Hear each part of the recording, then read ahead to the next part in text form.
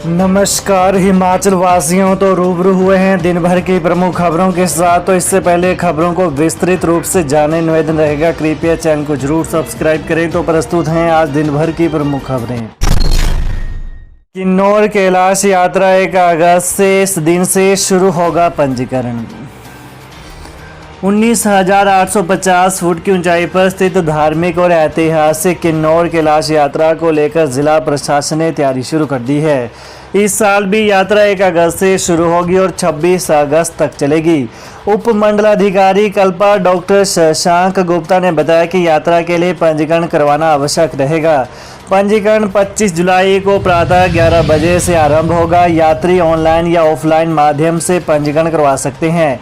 Offline पंजीकरण के लिए जिला पर्यटन विभाग से संपर्क किया जा सकता है। ऑनलाइन पंजीकरण के लिए वेबसाइट पर जाकर पंजीकरण किया जा सकता है। ऑफलाइन पंजीकरण उसी दिन तांगलिंग गांव में जाकर किया जा सकता है।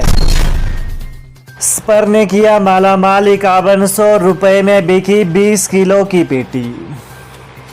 राजधानी की भट्टाकुफर फल मंडी में स्पर किस्म के सेब की 20 किलो की पेटी के 5100 रुपये दाम मिले। कोटखाई के ढागवे के बागवान उज्जवल चौहान स्पर सेब की 22 पेटियों की खेप लेकर पहुंचे थे। यह सेब फल मंडी में 255 रुपये प्रति किलो के हिसाब से बिका। इस सेब सीजन का अभी तक यह सबसे अधिक दाम है। फसल के अच्छे दाम मिलने से मंडी में खेप लेकर पहुंचे बागवानों के चेहरे खिल गए। सूखे की मार झेलने के बाद अब सेब को दोबारा अच्छे दाम मिलना शुरू हो गए हैं। इससे बागवानों की उम्मीदें बढ़ गई हैं। आड़ती सन्नी ने बताया कि कोटखाई से बेहतर गुणवत्ता वाले सेब की खेप पहुंचना शुरू हो गई है। आने वाले दिनों में बागवानों को फसल के और बेहतर दाम मिलने की उम्मीद है। चालचौक के खरखन नाले में आई बाढ़ में फंसे 2 युवक किए रेस्क्यू। उपमंडल गोहर के गणेश चौक के साथ लगते नाले में अचानक आई बाढ़ में एक जीप फंस गई। जीप में 2 युवक सवार थे। इसमें रहते स्थानीय लोगों ने जीप को न देखा होता तो बड़ा हादसा हो सकता था। स्थानीय लोगों ने कड़ी मशक्कत कर दोनों को रेस्क्यू कर उनकी जान बचाई। जीप चालक थुनाग से सब्जी की गाड़ी लेकर सब्जी मंडी चालचौक आया था। सब्जी मंडी में गाड़ी अनलोड करने के बाद देर रात भी अपने दोस्तों के कमरे में सोने चला गया। रास्ते में एक खरखर नाला आता है, इसे पार कर दोस्त के कमरे में पहुंच गया। इसी दौरान मौसम खराब हो गया और तेज बारिश शुरू हो गई। चालक ने जीप को सुरक्षित स्थान पर पार्क करने के लिए नाले को पार करने की कोशिश की। चालक अपने साथी के साथ जीप लेकर नाले को पार कर रहा था। इसी बीच नाले का जलस्तर बढ़ गया और गाड़ी बीच नाले में फंस गई। दोनों को जीप के बोनेट पर चढ़ना पड़ा और शोर मचाया। सड़क किनारे अपने घर की ओर जा रहे लोगों ने जीप को नाले में फंसे हुए देखा।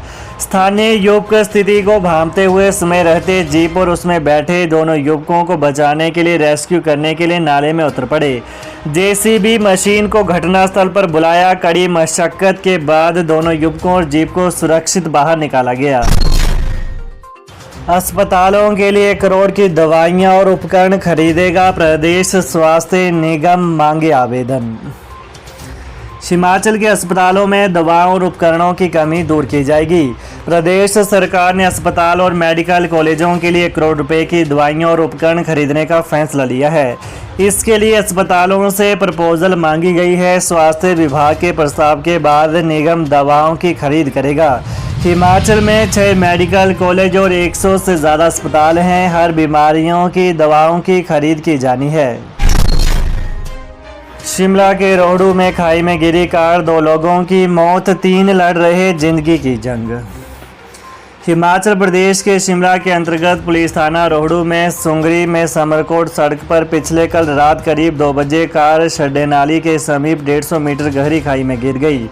इसमें कार सवार 5 लोगों में से 2 की मौके पर ही मौत हो गई, जबकि 3 व्यक्ति गंभीर रूप से घायल हुए हैं। घायलों को प्राथमिक उपचार के बाद रोहडू अस्पताल से आईजीएमसी रेफर किया गया। कार सवार सभी लोग शादी समारोह में कैटरिंग का काम करने आए थे। बता दें, मृतकों की पहचान 25 वर्षीय लक्की शर्मा निवासी गांव भोजपुर डाकघर सुई सुराड़ तहसील सदर बिलासपुर, 23 वर्षीय शांत निवासी गांव और डाकघर नवगांव तहसील अर्की जिला सोलन के रूप में हुई है। छुट्टी पर घर जा रहे एसएसबी जवान की मनाली में मौत बताई जा रही ये वजह। पश्चिम बंगाल से छुट्टी लेकर घर जा रहे एसएसबी जवान की मनाली में मौत हो गई। जवान पश्चिम बंगाल में तैनात था। छुट्टी लेकर वो कारगिल स्थित अपने घर जा रहा था, लेकिन वो होटल के कमरे में मृत पाया गया। पुलिस ने शव को कब्जे में लेकर छानबीन शुरू कर दी है। आज पोस्टमार्टम के बाद शव परिजनों को सौंपा गया। हिमाचल में भारी बारिश का ऑरेंज अलर्ट, 3 जिलों के लिए बाढ़ का जोखिम।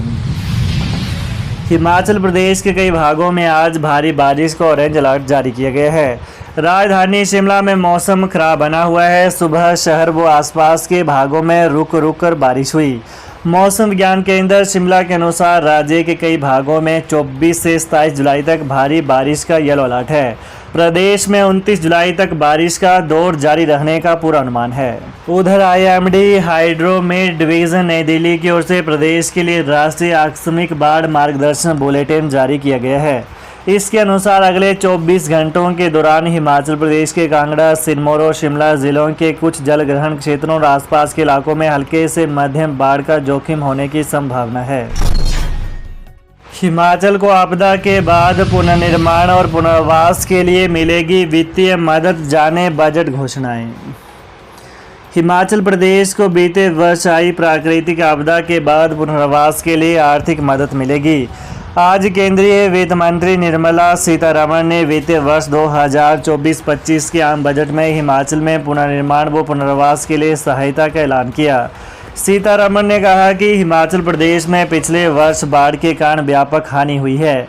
हमारी सरकार बहुपक्षीय विकास सहायता के माध्यम से पुनर्निर्माण और पुनर्वास के लिए राज्य को सहायता उपलब्ध कराएगी। हिमाचल के अलावा उत्तराखंड, असम, सिक्किम को भी इस तरह की मदद मिलेगी। मुख्यमंत्री सुक्खू बोले, केंद्रीय बजट में हिमाचल को कुछ नहीं मिला, बड़े खेद की बात। हिमाचल प्रदेश के मुख्यमंत्री सुखविंदर सिंह सुक्खू ने केंद्रीय बजट पर प्रतिक्रिया दी है। मुख्यमंत्री ने कहा कि हिमाचल को आपदा के लिए अभी कुछ नहीं मिला है। जो बजट आया है उसमें जो हमारा आपदा के बाद PDNA होता है, यानी पोस्ट डिजास्टर नीड असेसमेंट, वो हम उम्मीद लगा रखे थे कि हमें मिलेगा, लेकिन जो हिमाचल के नाम का उल्लेख हुआ है उसके साथ उत्तराखंड के नाम का भी उल्लेख हुआ है और उसके साथ सिक्किम के नाम का भी उल्लेख हुआ है। हिमाचल पथ परिवहन निगम को मिले 357 नए परिचालक, तैनाती आदेश जारी। HRTC प्रबंधन ने 357 नए कंडक्टरों को तैनाती के आदेश जारी कर दिए। कंडक्टरों की श्रेणीवार लिस्ट तैयार कर प्रदेश के विभिन्न डिपो में तैनाती दी गई है। निगम में कंडक्टर के 360 पदों पर बीते वर्ष दिसंबर में परीक्षा हुई थी। परीक्षा के लिए 43,075 उम्मीदवारों ने आवेदन किया था। इनमें से 35,176 ने परीक्षा दी। दस्तावेजों की जांच के बाद बीते मार्च में अंतिम परिणाम घोषित किया गया। तो ये रही दिन भर की प्रमुख खबरें। तो हिमाचल प्रदेश की ताज़ा खबरों को जानने के लिए कृपया चैनल को अभी सब्सक्राइब करें। धन्यवाद।